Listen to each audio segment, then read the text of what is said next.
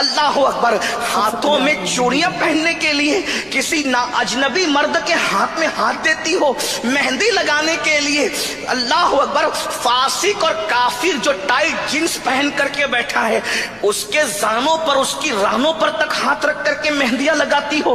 یہ آج فیشن بن چکا ہے، مہندی کی کلبیں شروع ہو گئی ہے، مردوں سے مہندیاں لگائی جاتی ہے۔ میں ان مسلمانوں سے مخاطب ہو کے کہتا ہوں میرے بھائیوں، غیرت کہاں چلی گئی مسلمانوں کی؟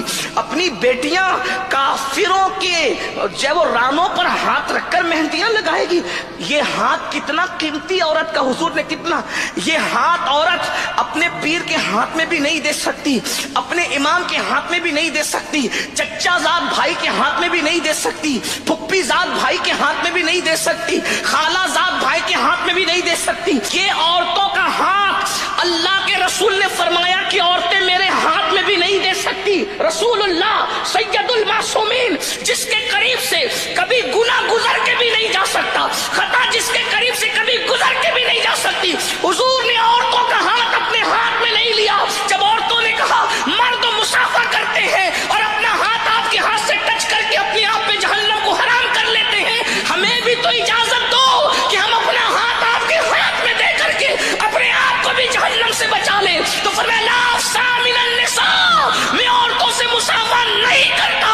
ارے جب ایک امتی نبی کے ہاتھ میں اپنا ہاتھ نہیں دیتی تو تمہارا اتنا جگر کہاں سے آیا کہ تمہاری بیٹیاں چوڑیاں پہننے کے لیے کافروں کے ہاتھ میں اپنا ہاتھ دے رہی، مہندی لگانے کے لیے کافروں کے ہاتھ میں؟ عورت کو ہم نے سمجھا کیا ہے اور عورتوں نے خود کو سمجھا کیا ہے؟ آج کل کی عورتیں فلم، سیریل، یہی تمہارے لیے آئیڈیل ہے؟ سیدہ فاطمہ الزہرا کی زندگی کو آئیڈیل نہیں بناؤ گے؟